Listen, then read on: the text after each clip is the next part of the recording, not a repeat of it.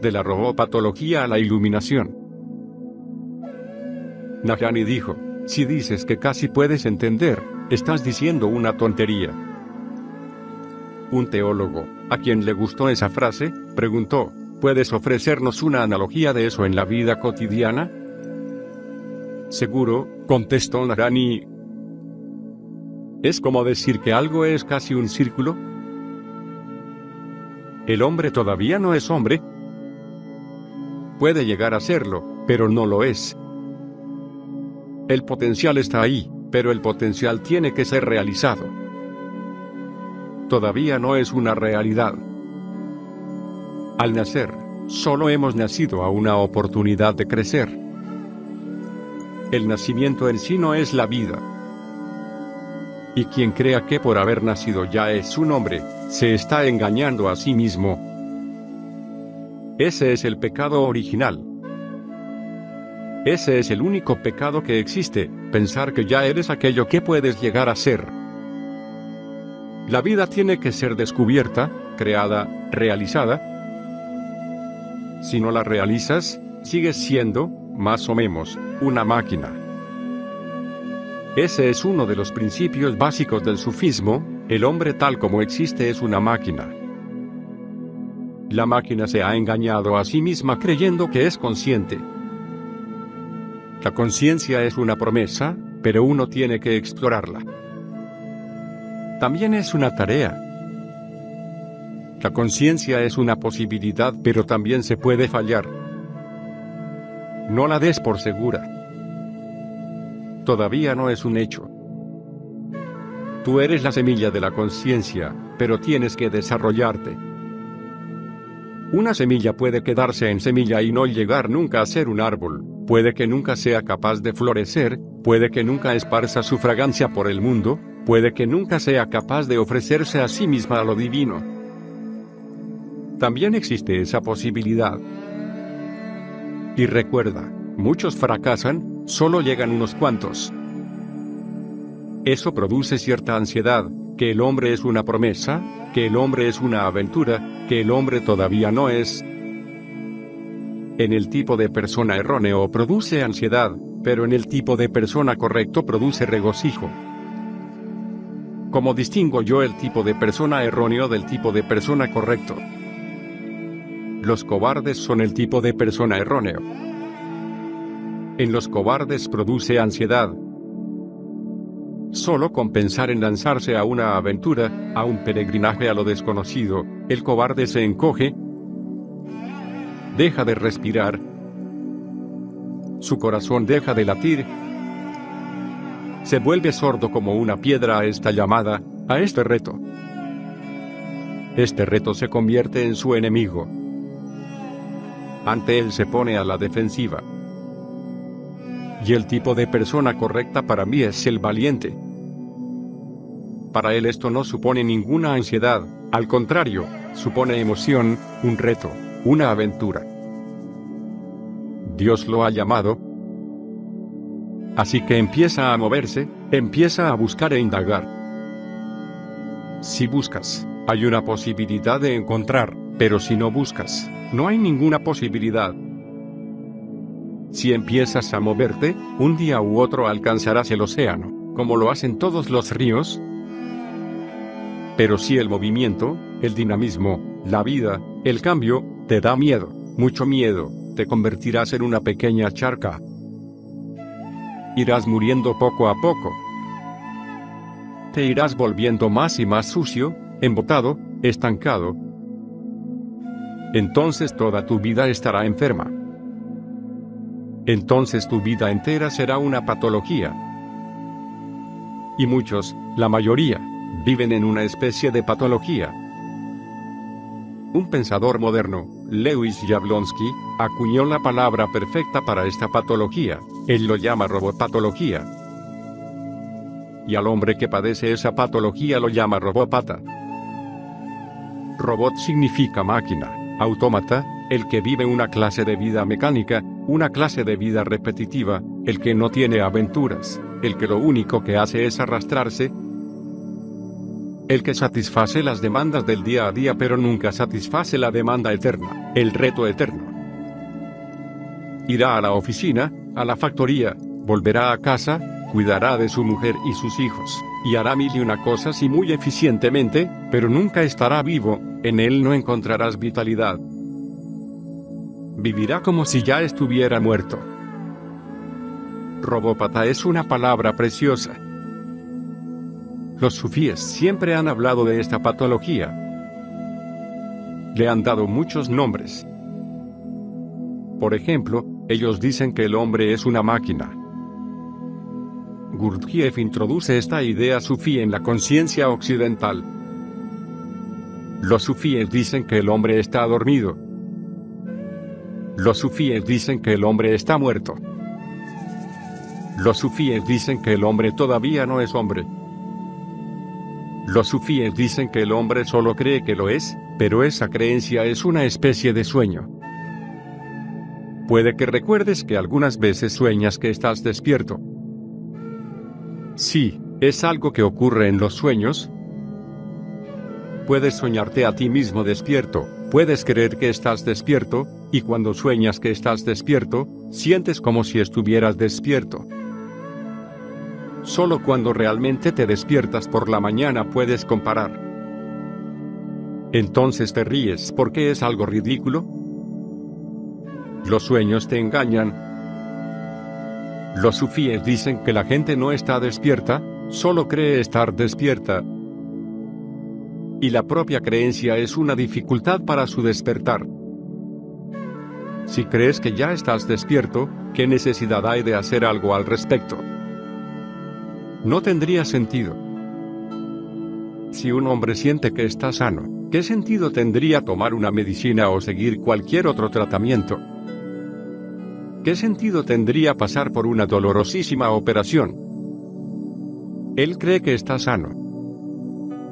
Los cobardes creen que están sanos porque le tienen miedo a la medicina, al médico, a la operación, al quirófano.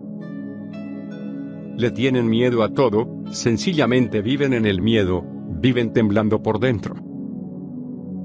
Lo único que hacen es protegerse a sí mismos. Toda su vida es una larga historia de protección, de defensa. No tienen tiempo para vivir ni energía para crecer.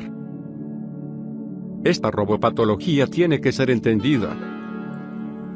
Es uno de los fundamentos del sufismo. Algunas cosas. El robópata es una persona cuya patología supone un comportamiento y una existencia robótica. Lo único que tiene de hombre es el nombre. Podría haber sido una computadora. Puede que lo sea. El robópata es un humano que funciona insensiblemente, mecánicamente, en pocas palabras, como si estuviera muerto. ¿Un robópata es un autómata? Su estado existencial no es ni siquiera inhumano. No es humano, y, sin duda, ni siquiera es inhumano, porque para ser inhumano antes tienes que ser humano. Su estado existencial solo puede ser descrito como lo describen los sufíes, ellos lo llaman a humano. No tiene valor humano, ninguno. No es ni humano ni inhumano, es ahumano. Esas son las características de la enfermedad. Pondéralas, porque esas son tus características, las de todo el mundo. A no ser que te ilumines, esas características te seguirán como tu sombra. Podríamos definir la iluminación diciendo que es salirse de la robopatología, hacerse consciente por primera vez, abandonar lo mecánico, dejar de identificarse con lo mecánico, convertirse en un testigo, un estado de alerta, un despertar. La primera característica es el dormir. Siempre encontrarás al robópata durmiendo. Camina, pero camina durmiendo. Habla, pero habla durmiendo. Hace muchas cosas. Se ha vuelto muy eficiente haciendo las cosas ordinarias de la vida. Pero obsérvate a ti mismo y a los demás. Tú estás haciendo las mismas cosas una y otra vez. Con el tiempo no hará falta estar alerta con esas cosas, simplemente las harás. No necesitarás prestar atención. Cuando empiezas a conducir, al principio, durante unos días, tienes que prestar atención. Por eso es tan problemático aprender cualquier cosa, porque para aprender cualquier cosa tienes que salir de tu sueño, aunque solo sea un poquito. ¿Cómo ibas a aprender si no? A los robópatas nunca les interesan las cosas nuevas. Aprenden unas pocas cosas y se quedan en ese círculo vicioso. Cada mañana es igual, cada tarde es igual. Cada vez que comen o hablan o hacen el amor, es igual. No son necesarios en absoluto.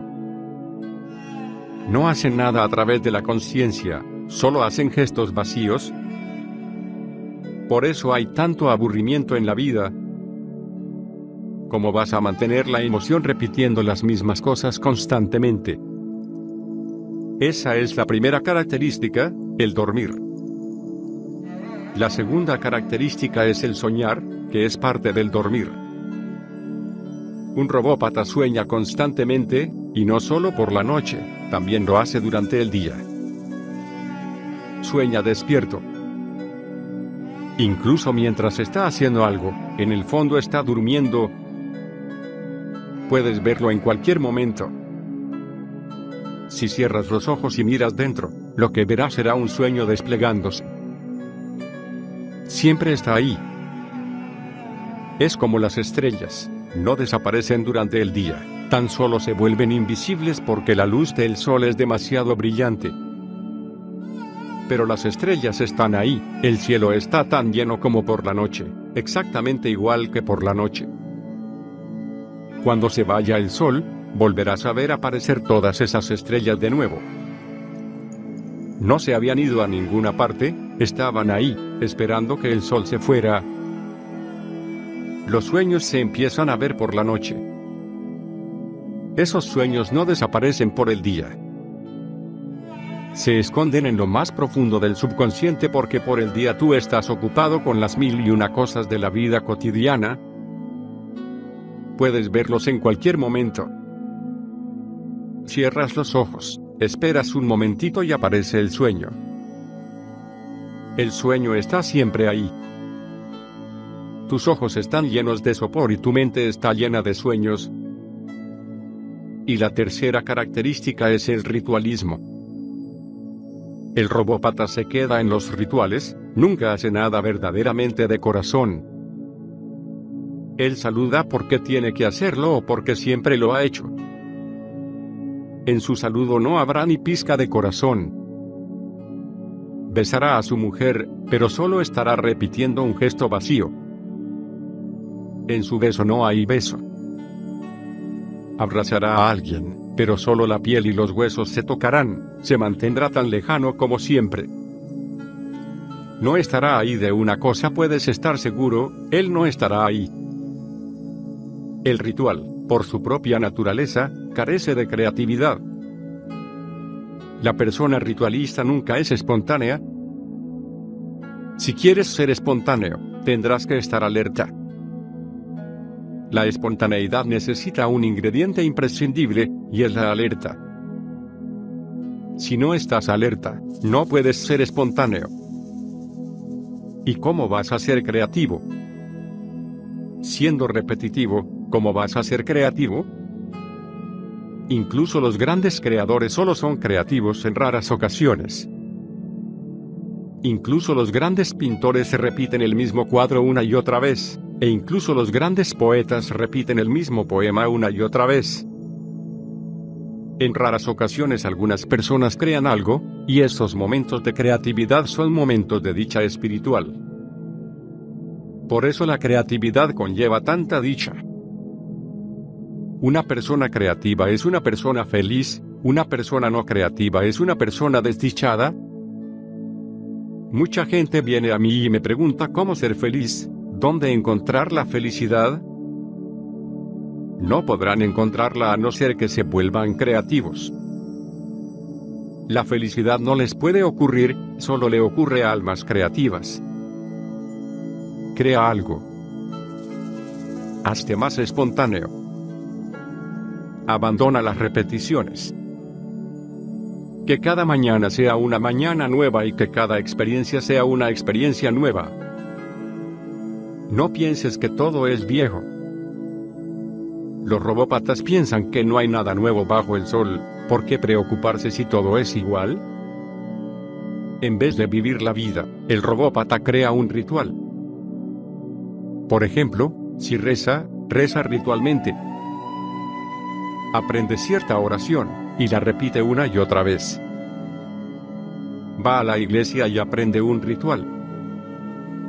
Puede que justo al lado de la iglesia haya un templo, pero él nunca irá al templo. Y a lo mejor el templo es más silencioso. O puede que haya una mezquita y ésta sea más silenciosa. Las iglesias están llenas los domingos, porque los cristianos van a la iglesia los domingos. Si realmente quieres rezar un domingo, la iglesia es el último lugar. Si quieres rezar, deberías encontrar un templo o una mezquita donde habrá silencio y más Dios. Pero un cristiano no puede ir a esos sitios. Él no está interesado en la oración ni en Dios, él solo está interesado en cierto tipo de ritual. Ese ritual lo hace sentirse cristiano. Estos ritualistas causan grandes problemas en el mundo. Luchan. Discuten acerca de cuál es el mejor ritual. Los rituales no son más que rituales, ¿qué más da que el ritual sea bueno o malo? ¿El ritual como tal es malo, feo? ¿La espontaneidad es buena, el ritualismo es malo? Hace unos días leí una historia. Sedgwick, el hijo mayor de una respetable familia de Boston, una tarde entró en el despacho de su padre y le dijo algo que lo dejó estupefacto. Quería irse a vivir abiertamente con su novio a Beacon Hill. «¡Diablos!», exclamó su padre. «Nuestra familia llegó aquí con los peregrinos y nunca hemos tenido un escándalo de ese calibre». «No puedo evitarlo», dijo Sedgwick, «lo amo». «Pero por el amor de Dios, hijo», le gritó el padre. «Él es católico». «Pues bien, ese es el verdadero problema. Ese es el escándalo. Eso es lo duro para el padre». La mente ritualista siempre es así. No comprende el verdadero problema. Nunca afronta el verdadero problema. Siempre crea un problema irreal porque es más fácil resolver un problema irreal. Recuérdalo. Te queda la agradable sensación de haberlo resuelto. Por eso a la gente le encanta resolver pasatiempos, crucigramas y cosas así. Resolver un crucigrama te da la sensación de que has resuelto algo. Es estúpido.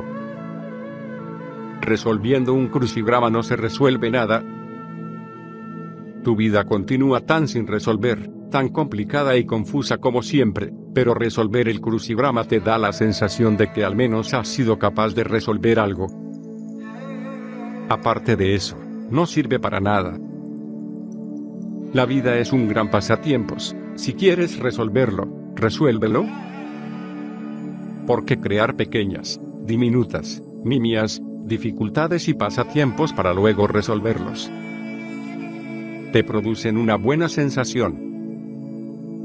Te permiten eludir la propia vida. La vida es muy grande y peligrosa. Por otra parte, resolver un crucigrama no implica ningún peligro. Si lo resuelves, bien. Si no lo resuelves, no pasa nada. La gente se dedica a observar la vida de los demás. Van a ver películas para contemplar los romances de otra gente, van a ver espectáculos de danza, otra gente danzando, van a ver lucha libre, otra gente luchando. Las personas se han convertido en espectadores. Se sienten como si formaran parte de la danza o del romance que están observando, como espectadores, muertos y aburridos. su vida es nula. Si observas sus vidas, verás que están repitiendo los mismos movimientos una y otra vez. He oído. El rabino Greenberg se murió y fue al cielo. Allí solo había 3 personas leyendo bajo una tenue luz. Uno estaba leyendo Playboy, otro Galleri y el otro Génesis. Entonces decidió ver cómo era el infierno. Llegó a los dominios del diablo y resultó ser un bar de copas donde sonaba toda clase de música. Había una banda Dixieland de 8 miembros y una banda swing de 30 miembros, y toda la gente estaba bailando. El rabino Greenberg regresó al cielo y pidió una audiencia con Dios. No lo entiendo, Señor, dijo. Aquí en el cielo solo hay 3 personas y las 3 están leyendo. Abajo en el infierno todo el mundo está bailando y divirtiéndose. ¿Por qué no podemos tener eso aquí en el cielo? Y el Señor contestó, yo no puedo contratar a una banda solo para 3 personas. Si tus supuestos santos están yendo al cielo, el cielo tiene que ser un sitio aburrido. Evítalo. Si por casualidad entras en él, escápate. Si tus mahatmas están yendo al cielo, entonces es mejor elegir el infierno. Allí encontrarás gente un poco más viva, gente que baila, que canta, que está alegre. Si quieres leer el Playboy, lo puedes hacer aquí. ¿Qué sentido tiene ir al cielo y ponerse a leer el Playboy? Pero ese Playboy también es indicativo del robópata. A él no le interesan las mujeres reales. Las mujeres reales son peligrosas. Lo que a él le interesa es la pornografía. Incluso cuando haga el amor con su mujer estará pensando en otras mujeres, actrices, chicas Playboy, cosas irreales, cosas falsas, cosas de plástico. Incluso cuando está haciendo el amor con una mujer real, lo está eludiendo. La gente elude lo real. Y los pornógrafos y la gente obsesionada con la pornografía son los mismos que van a la iglesia. Es lo mismo. Si hubiera un Jesús real, lo matarías. Pero si Jesús está muerto, lo adoras. Eso es pornografía, pornografía espiritual. La gente adora lo muerto y elude lo vivo, porque con lo vivo tienes que estar vivo, ese es el problema. Con lo muerto te sientes completamente feliz, tú también estás muerto, así que se produce una comunión entre lo muerto y lo muerto. Con lo vivo te sientes culpable, con lo vivo te sientes perdido, con lo vivo te sientes celoso. Con lo vivo sientes que tienes que hacer algo, y tú no quieres serlo. Tú quieres matar el tiempo de alguna forma, pasar el tiempo. Lo que la gente hace es pasar el tiempo. Y la gente tiene mucho interés por los rituales. Un auténtico orador se dirige al interior, un orador ritualista es simplemente un demagogo. Estar frente a un verdadero maestro es estar frente a la muerte y a la vida, ambas van juntas, siempre juntas. Adorar a un maestro muerto, a un Jesús, a un Buda no te supone ningún esfuerzo. Puedes inclinarte a los pies de una imagen y seguir igual. Pero para inclinarse a los pies de un verdadero maestro hay que dejar el ego a un lado. Tu ego pondrá 1001 dificultades para que no te inclines, para que no te rindas. Por eso la gente se hace cristiana, hindú, musulmana, todas esas religiones no son más que rituales. Los robópatas viven una vida de formalidades. Incluso su supuesto comportamiento íntimo y emocional es ritualista y programado. Todas sus actividades son preenvasadas. Nunca hacen nada bajo el estímulo del momento. En el camino de vuelta a casa, van pensando lo que le van a decir a su esposa. Camino de la oficina, preparan lo que le van a decir a su jefe. Siempre están ensayando. Todo es un ensayo. Siempre están preparando algo. Y naturalmente, cuando todo está demasiado preparado, se pierde el momento. No escuchas lo que se está diciendo, no ves lo que está presente. Tú sigues viéndolo todo bajo el prisma de lo que has preparado. Yo fui profesor en una universidad durante muchos años. Sorprendentemente, los estudiantes solían contestar a preguntas que no habían sido formuladas. Ellos se preparaban los temas que creían que podían ser preguntados. Y, aunque se preguntara otra cosa, respondían lo que se habían preparado. Y no lo hacían conscientemente, no. Como ya tenían preparada la respuesta, leían la pregunta de forma que se ajustara a la respuesta. No podían permitirse el lujo de leer la pregunta tal como era, eso sería peligroso. Porque a lo mejor el tema que se preguntaba no era el que ellos se habían preparado, que era el único que se sabían. Empezaban a escribir la respuesta inmediatamente, ni siquiera se preocupaban de leer la pregunta. Un ligero cambio en la pregunta y toda su respuesta sería errónea, pero ellos no se daban cuenta de ese ligero cambio. Y así es como funciona toda su vida. El robópata es muy dogmático. Siempre está aparentando estar seguro acerca de todo. No puede permitirse la duda. La duda produce temblor. Él cree, nunca sospecha, porque si dudas, tienes que investigar. Y quién sabe dónde te llevarán tus dudas. Por eso hay tantos creyentes y tan poca religión en el mundo. Demasiados creyentes. Todo el mundo parece ser creyente, unos creen en su cristianismo, otros en su islam, otros en su hinduismo. Todo el mundo es creyente. Pero, sin embargo, el mundo es completamente irreligioso. ¿Qué está pasando? Con tantos creyentes, el mundo debería estar rebosando religión. Pero ese creer no es confianza, no es fe, es puro dogmatismo. Su único propósito es acallar la duda, reprimir la duda. Cuando hablas con un robópata, tienes que estar muy alerta, no debes tocar sus creencias, porque si lo haces se enfadará. No se enfadará contigo. Simplemente se asustará, le estarás quitando el suelo bajo sus pies.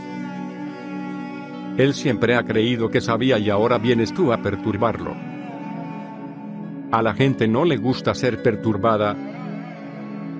Eso le produce ansiedad. La gente está muy fija en sus ideas. La vida va cambiando, pero las ideas no cambian nunca. Fíjate.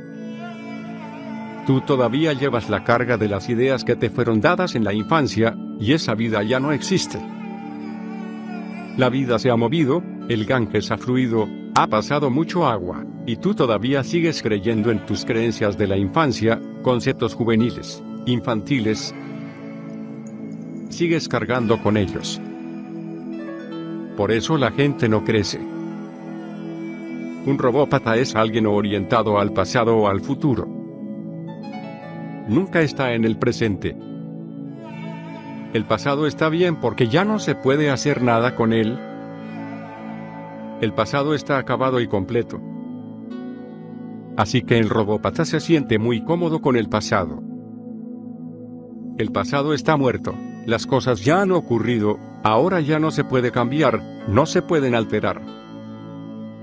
El robópata se siente cómodo con el pasado, y con el futuro puede desear y tener esperanza, pero con el presente se siente muy incómodo, el presente hace que se sienta muy intranquilo. ¿El presente es problemático?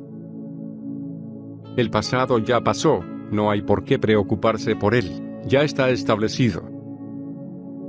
Con el futuro puedes tener esperanzas y puedes establecerlo en tu mente de acuerdo con tus esperanzas. El futuro no te causará problemas. El futuro no te va a decir que eso no es posible. Puedes soñar con ello. pero el presente es el espacio más peligroso. Tú quieres una cosa, pero la vida te da otra. Siempre hay conflicto. ¿Tú querías que alguien viniera a recibirte y no vino a recibirte?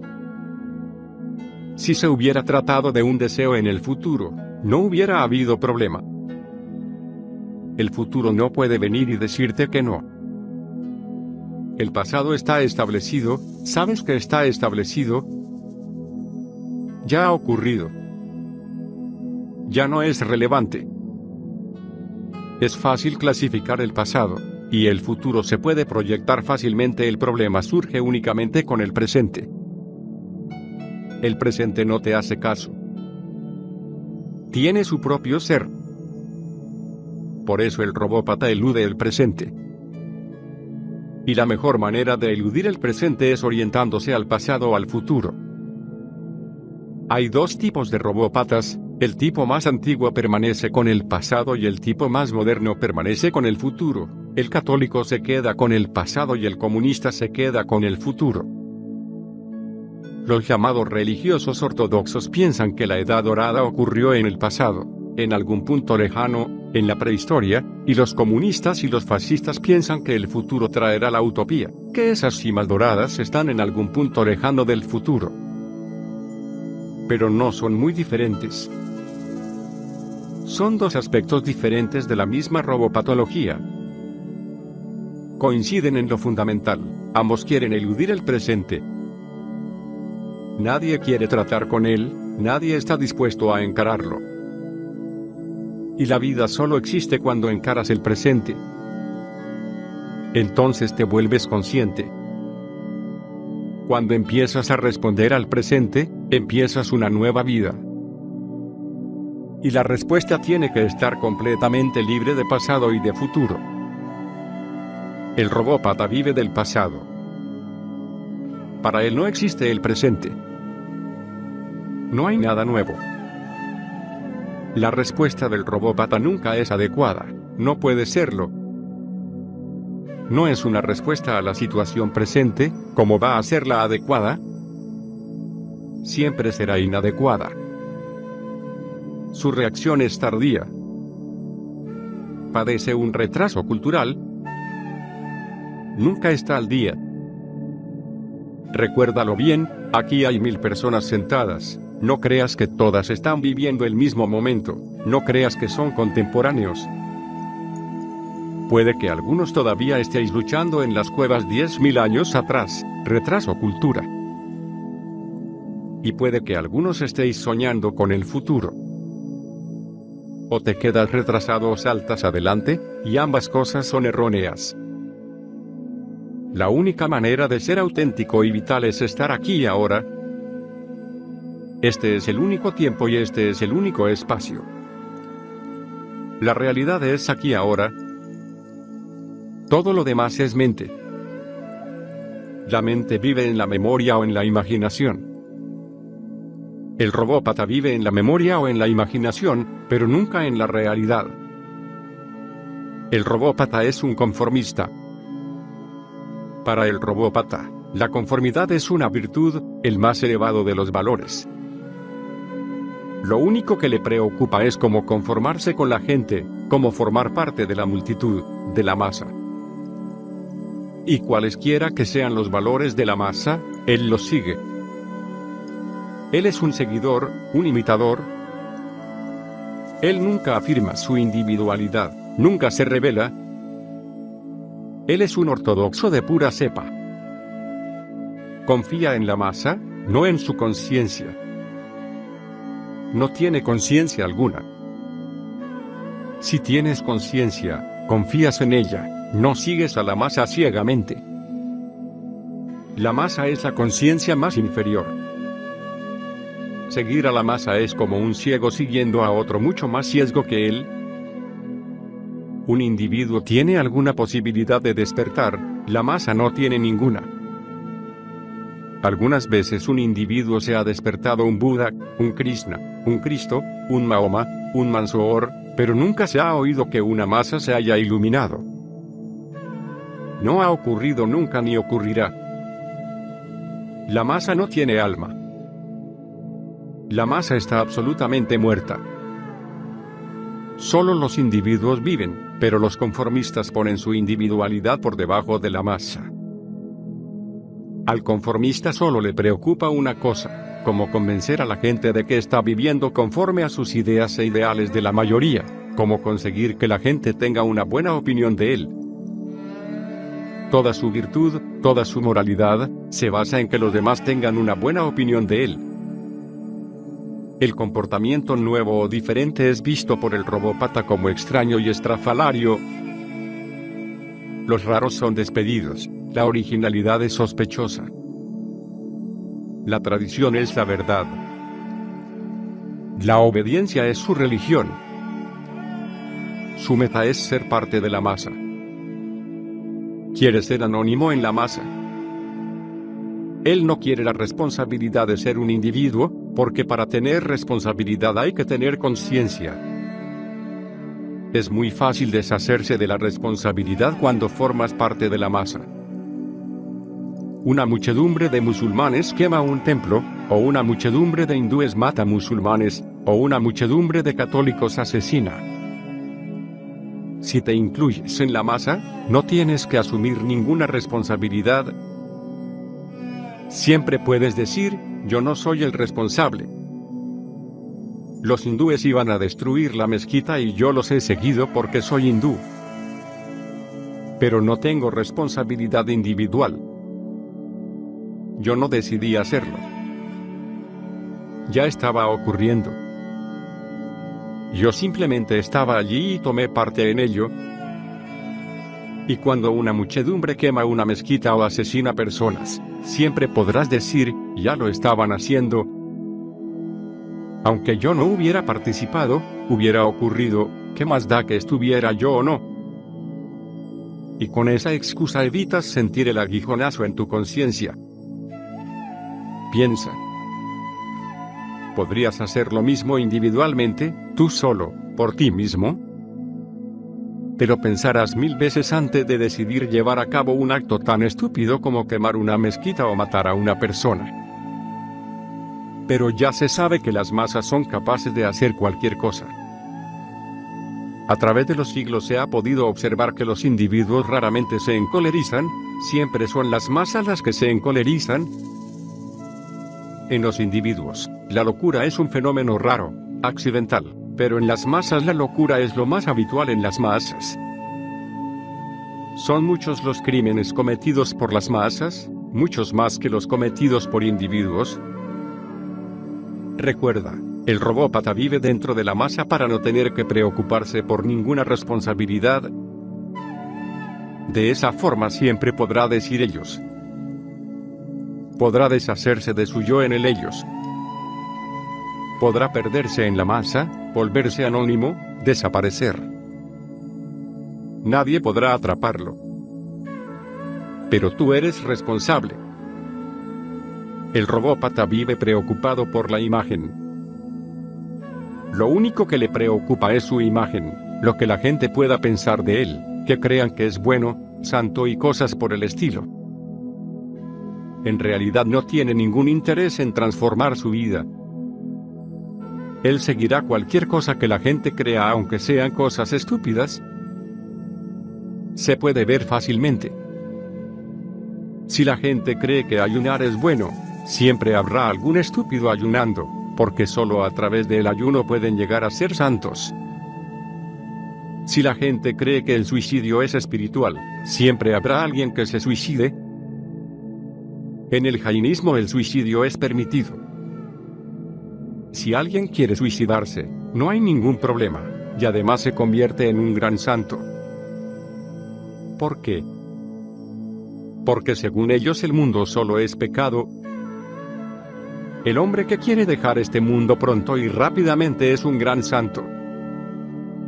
Mucha gente se ha suicidado. En Rusia, antes de la revolución, había una gran secta religiosa cristiana. En esta secta los miembros solían amputarse los órganos genitales. Se consideraba un acto religioso. Lo hicieron miles de personas. las mujeres se amputaban los pechos, y eso se consideraba como una gran virtud. Ha habido muchas sectas cuyos miembros se azotaban con un látigo. Se suponía que el que se azotaba cada mañana era un gran santo. Y se decidía quién era el más santo por la cantidad de veces que se azotaba al día. Son cosas estúpidas, neuróticas, pero que han ocurrido, que todavía siguen ocurriendo. He oído. Un discípulo murió y fue al purgatorio. Al llegar vio a su gurú que iba acompañado de una exuberante chica rubia. Inmediatamente corrió hacia él. Me alegro por usted, maestro, dijo el recién llegado. Como veo, ya está recibiendo aquí un premio parcial mientras expía sus pecados. Ella no es mi premio, susurró el gurú. Yo soy su castigo. Tus llamados santos solo pueden ser usados para eso, para castigar. Son gente fea, gente destructiva, gente estúpida, o son masoquistas o son sádicos, pero en cualquier caso, patológicos. Su único propósito es como tener una buena imagen a los ojos de los demás, eso es todo. Si hace falta ponerse cabeza abajo para parecer un gran santo, lo harán. Viven por y para la opinión pública. Viven según lo ideal, viven para la imagen, no tiene una dirección propia. No tienen dirección propia en su comportamiento. Lo deciden los demás. El facto definitivo para decidir es la opinión pública. Por eso su comportamiento es dominado por la imagen o por los requisitos de estatus establecidos por la sociedad. Puedes observar esas características en ti y en los demás. Los robópatas son siempre idealistas, nunca realistas. Ellos eluden la realidad. Sus mentes albergan grandes ideas acerca de cómo debería ser el hombre. Nunca aceptan que, de hecho, el hombre es como es, para ellos el debería es más importante que el es. No se dan cuenta de que el es real y el debería no es más que imaginación.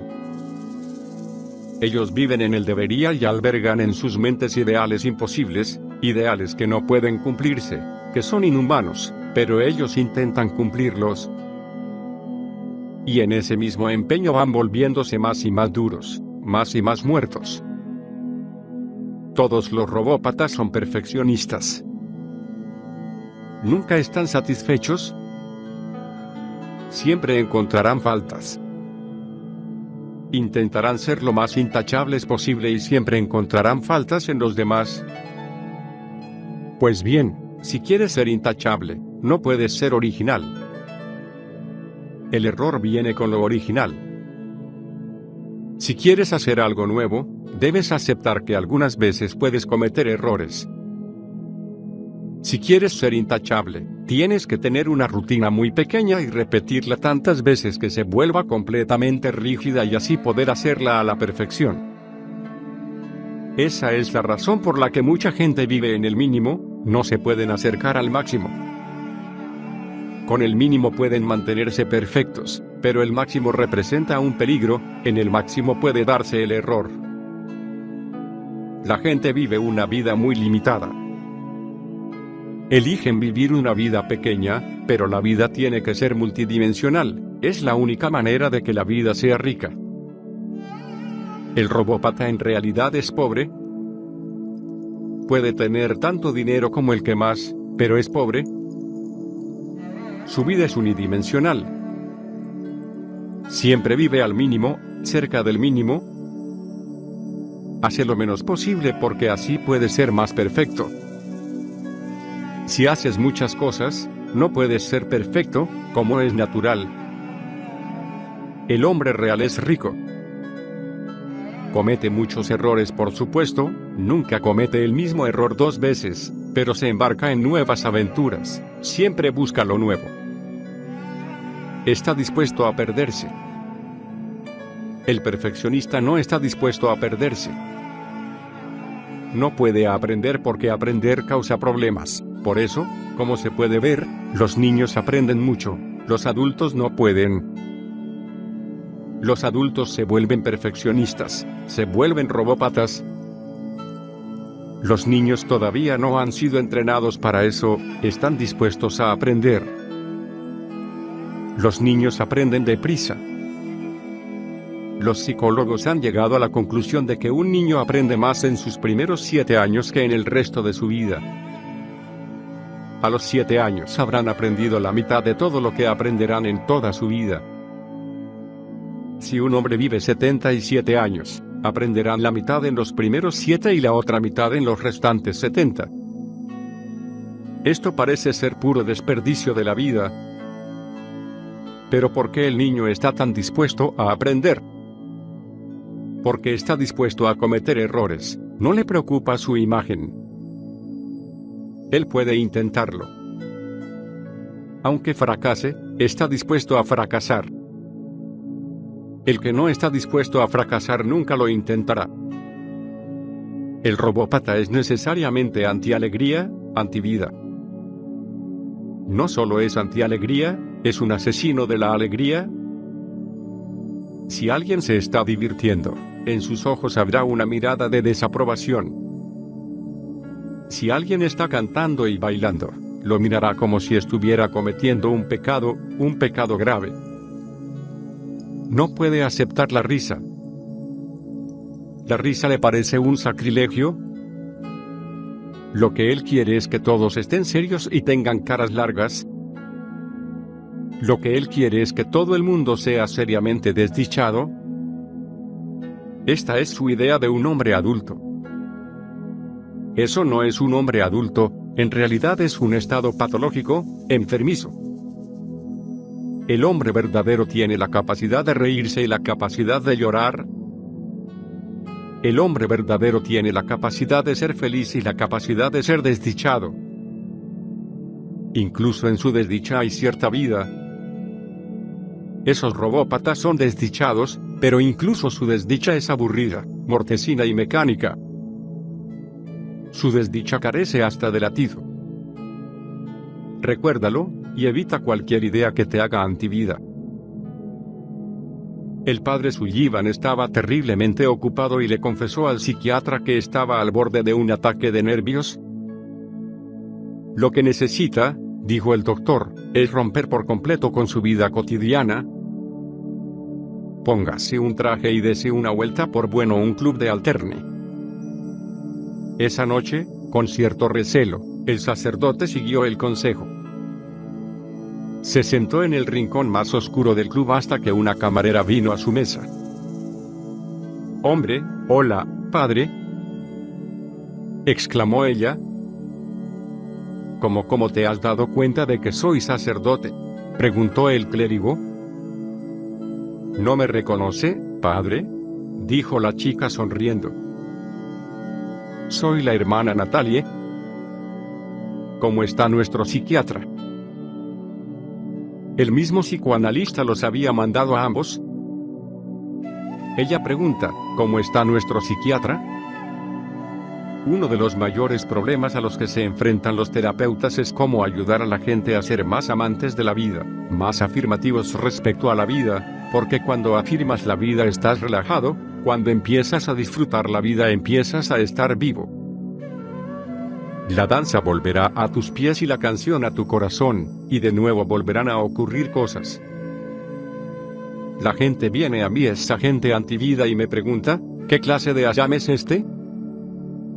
La gente baila, canta, los hombres y las mujeres van cogidos de la mano. ¿Qué clase de ayam es este? Puedo entender su problema. A lo mejor han ido al ayam de Vinoba o al de Sivananda. Los ashrams han existido en India durante siglos, ashrams vida negativos donde solo se reúne gente apagada y muerta, viejos al borde de la muerte, cansados, aburridos, acabados, gente en contra de la vida, en contra de cualquier clase de celebración. Así que vienen con esa idea acerca de los ashrams, con la idea de que un ashram tiene que tener un aspecto serio.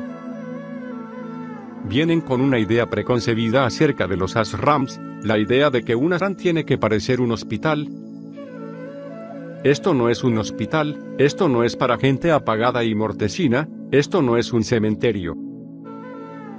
Esto es un templo donde celebramos y por medio de la celebración, crecemos tremendamente, un templo en el que celebramos el simple hecho de que la existencia nos haya dado el nacimiento, un lugar en el que nos sentimos agradecidos por esos pocos momentos, completamente preciosos, que la existencia nos ha dado, por su baraka, por su prasad. ¿Qué podemos hacer sino expresar nuestra gratitud siendo más amorosos, danzando, cantando? La existencia nos ha dado tanto amor, ¿qué podemos darle a cambio nosotros? ¿Cómo podemos pagar la deuda? Podemos dar este amor a otros seres humanos, a los árboles, a los pájaros, a los animales, al mundo. Tenemos que dar y compartir lo que la existencia nos ha dado a nosotros. El robópata no tiene compasión. Es duro. Es duro consigo mismo y con los demás. Y en los momentos en que la robopatología llega a su clímax se convierte en un ser acompasivo. La compasión simplemente desaparece para él. No es ni compasivo ni no compasivo, esa virtud simplemente no existe para él. Él simplemente interpreta su papel, correctamente, por supuesto. Él sigue órdenes ciegamente, por supuesto. Su mayor virtud es la eficiencia.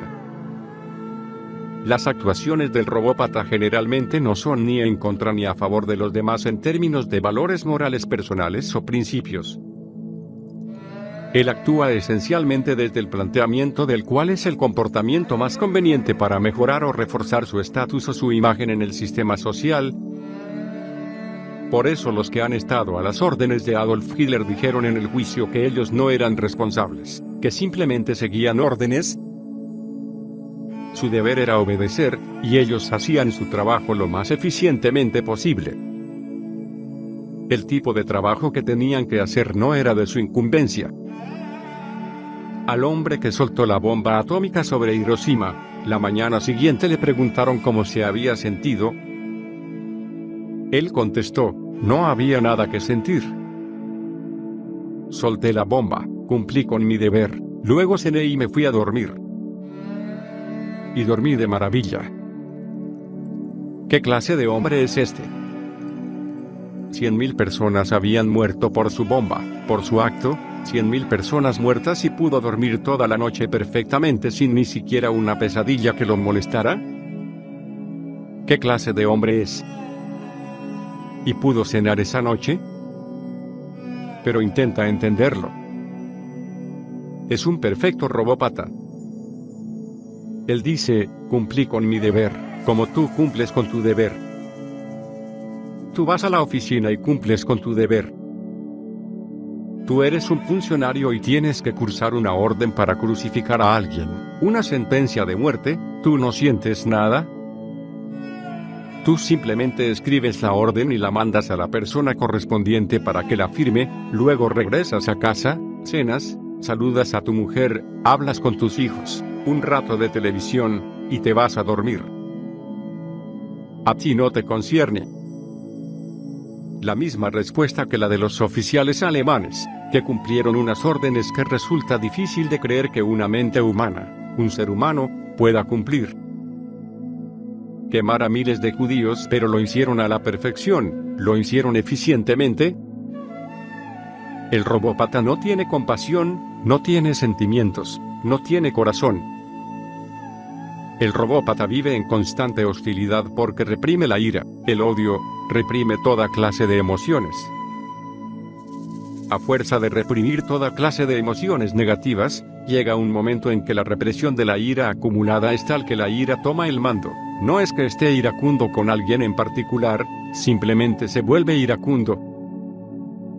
Empieza a discrepar con todo el mundo, aunque no tenga motivos, solo por antagonismo. El antagonismo se filtra en su sangre y sus huesos, se mete hasta la médula. La gente que es incapaz de actuar desde su espontaneidad y su creatividad desarrolla bolsas de venenosa hostilidad reprimida. Se vuelven duros, toscos y densos. Nunca reprimas, si no estás de camino a convertirte en un robópata. Los robópatas son santurrones, siempre se creen mejores que los demás.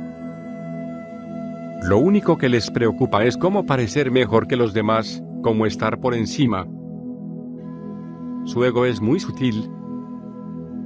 Son los que se convierten en santos, monjes, mahatmas, y son origen de todo tipo de neurosis. Son los que se convierten en políticos, puritanos, moralistas. Están dispuestos a arrojar al mundo entero al infierno. Ellos son los que han inventado el infierno. Y por último, el robópata es un ser alienado.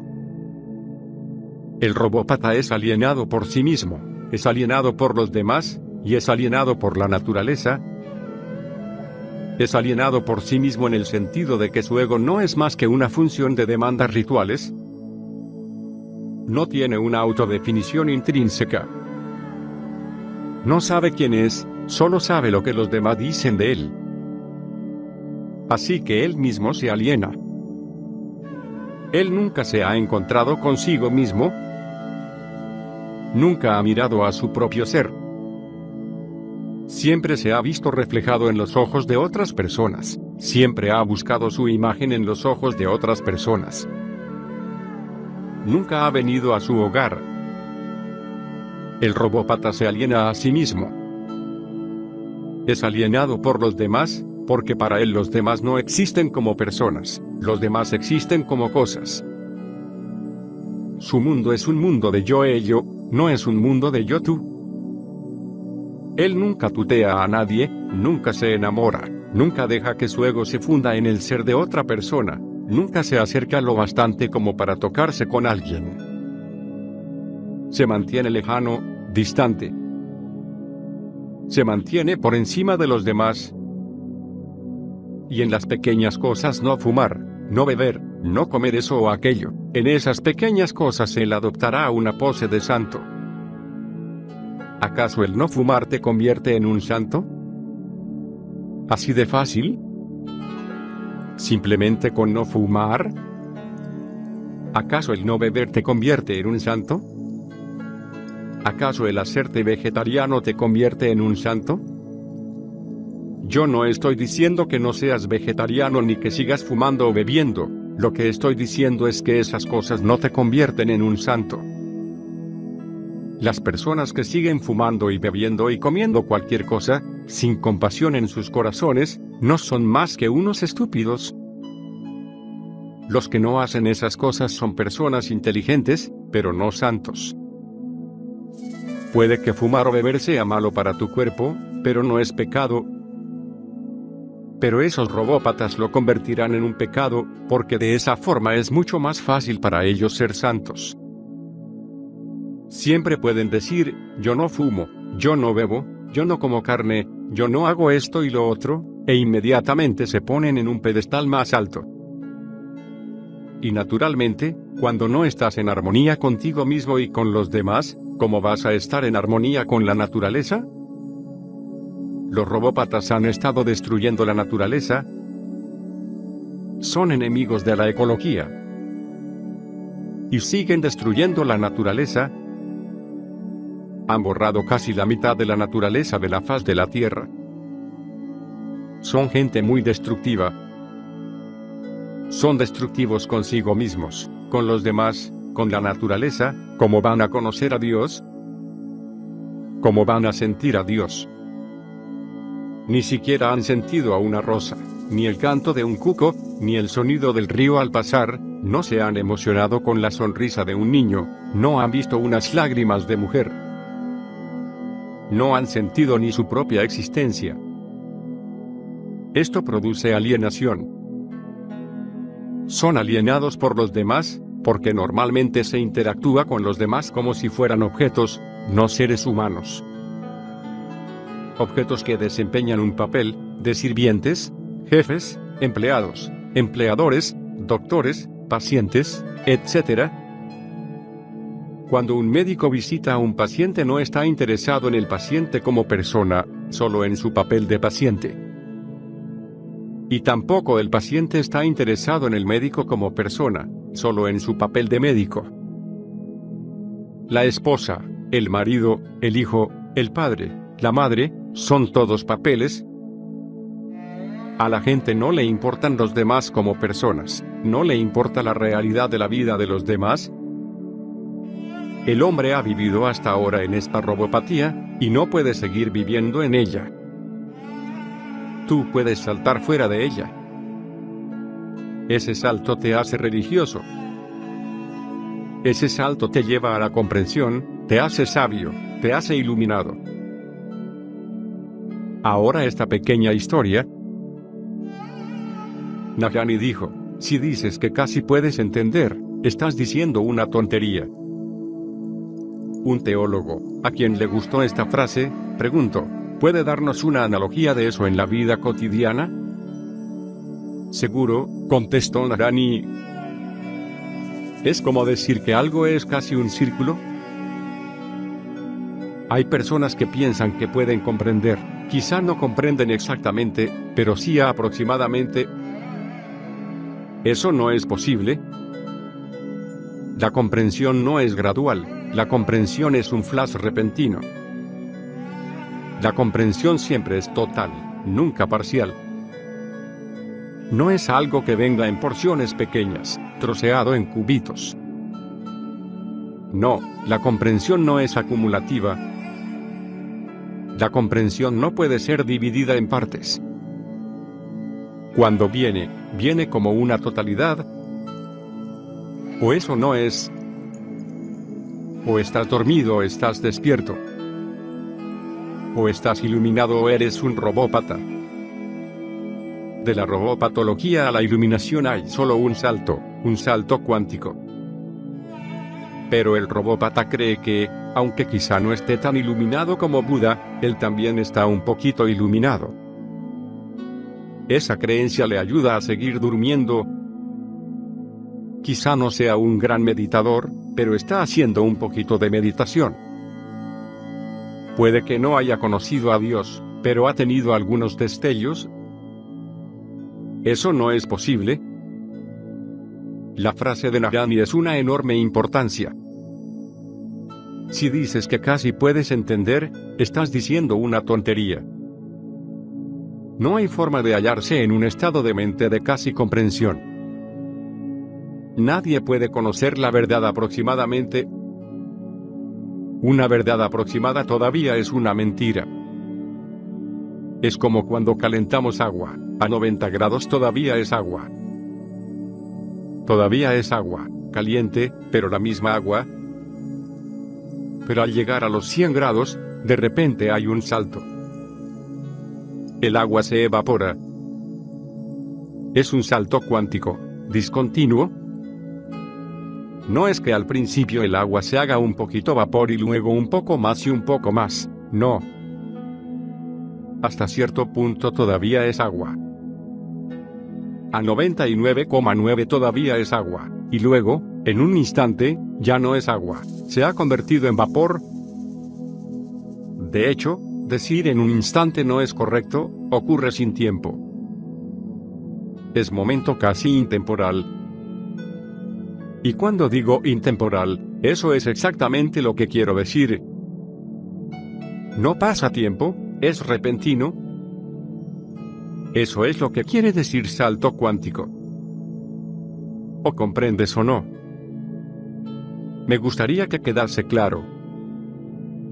La comprensión es indivisible, no es posible dividirla, no se puede tener un poquito más de ella.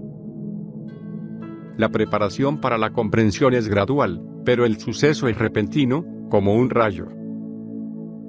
Un momento todo estaba oscuro, al siguiente momento todo es luz, de golpe. La comprensión no tiene continuidad con la incomprensión, es discontinua. Por eso te digo que acumulando conocimiento nunca llegarás a ser sabio. El conocimiento puede ser acumulado, puedes saber más o menos. Pero la sabiduría no es acumulativa. Es radical. Es una revolución. Es una explosión, desde lo conocido a lo desconocido, desde lo visible a lo invisible, desde lo material a lo espiritual, desde lo temporal a lo intemporal, desde el tiempo a la eternidad, desde la robopatología a la iluminación. Se trata de un giro de 180 grados, sin tiempo alguno, porque el tiempo es lo que pone los grados, la graduación. El momento de la iluminación es un momento sin tiempo, no deberíamos llamarlo momento porque no lo es.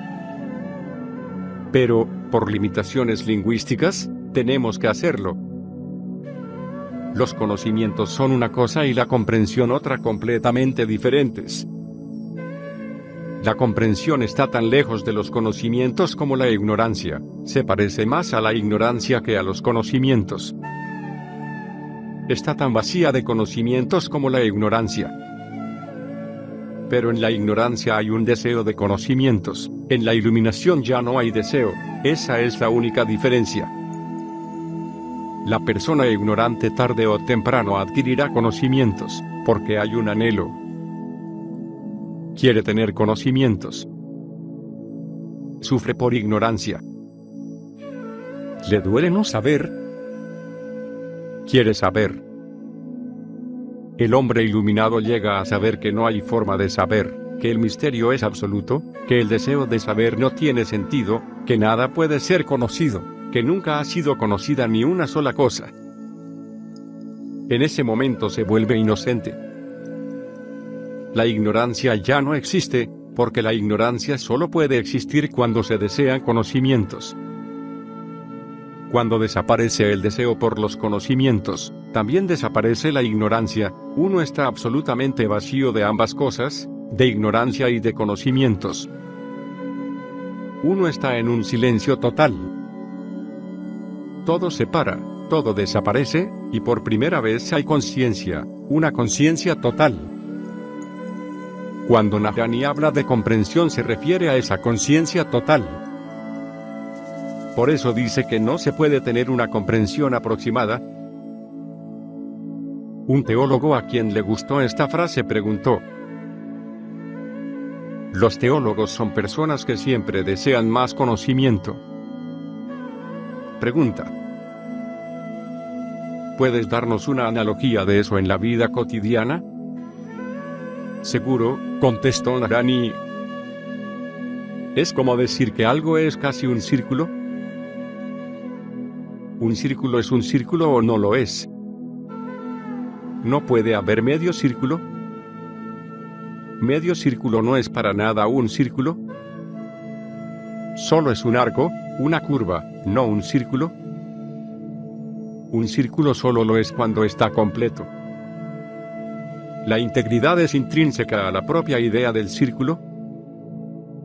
Solo un círculo completo es un círculo, y solo la comprensión absoluta es comprensión.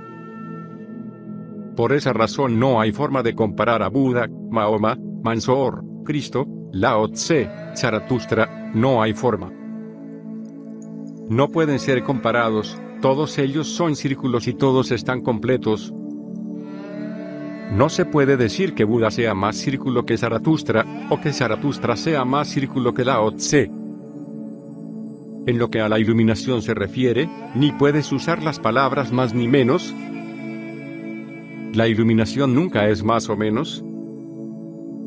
La gente me pregunta a menudo, ¿quién está más iluminado, Buda o Mahavira? Están formulando una pregunta absolutamente estúpida.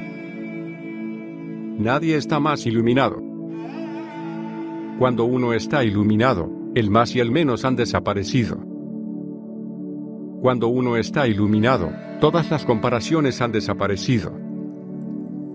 ¿Cómo pueden dos ausencias ser más o menos? En una habitación en la que no estamos ni tú ni yo, ¿puede mi ausencia ser más que tu ausencia? Cuando yo no estoy en la habitación está tan vacía como cuando tú no estás en la habitación. No puede ser que cuando yo no esté en la habitación esté más vacía y cuando tú no estés en la habitación esté menos vacía. Las ausencias no pueden ser más o menos. Los egos pueden ser más y menos, la ausencia de ego no puede ser más o menos. Recuérdalo. Es una frase tremendamente importante. La comprensión es un relámpago. Puedes prepararte para él, pero mientras te preparas permaneces ignorante. Permaneces ignorante hasta el último momento. Y entonces de repente todo ha desaparecido. Y ocurre sin que haya ningún proceso, sin que pase ningún tiempo. Es algo completamente intemporal. Y la última cuestión. Recuerda, en el mundo han habido dos escuelas, una enseña el crecimiento gradual, la otra enseña la iluminación repentina. Y ambas son correctas, porque los que enseñan el crecimiento gradual solo están hablando de preparación, de calentar el agua, y los que están hablando de la iluminación repentina, están hablando de lo último, cuando el agua ha llegado a los 100 grados. Ambas son correctas y no hay conflicto ni necesidad de crear ningún conflicto. Son absolutamente correctas, ambas y ambas juntas. Una pone el énfasis en la preparación, es verdad, porque ¿qué sentido tiene hablar de la iluminación repentina si no estás preparado? ¿Qué sentido tiene hablar de la evaporación si estás frío, bajo cero? Primero caliéntate, por lo menos témplate, empieza a dirigirte hacia el punto de los 100 grados. Los que hablan del crecimiento gradual simplemente se refieren a que la preparación tendría que ser gradual. Y aquellos que hablan de la iluminación repentina están hablando de lo último. Dicen, ¿por qué hablar de crecimiento gradual? Hoy es el día perfecto. Eso es aceptado, se da por hecho. La verdadera cuestión es lo último, cuando ocurre, ocurre de una forma total. Simplemente te borra por completo. Tú desapareces, y luego aparece la comprensión. Eso es lo que Navrani le dijo al teólogo, porque los teólogos son personas que pertenecen al mundo de los conocimientos, son personas que siempre piensan en términos de acumulación, de adquirir más conocimientos, de poseer más virtud, de poseer más de esto y lo otro. Sus mentes son siempre avariciosas. Piensan en términos de grados, pero la comprensión es un estado de no mente. Si he hablado largo y tendido acerca de la robopatología, es por una razón, porque es ahí donde tú estás. Y a no ser que salgas de tu robopatología nunca conocerás la bendición llamada comprensión, iluminación, nirvana.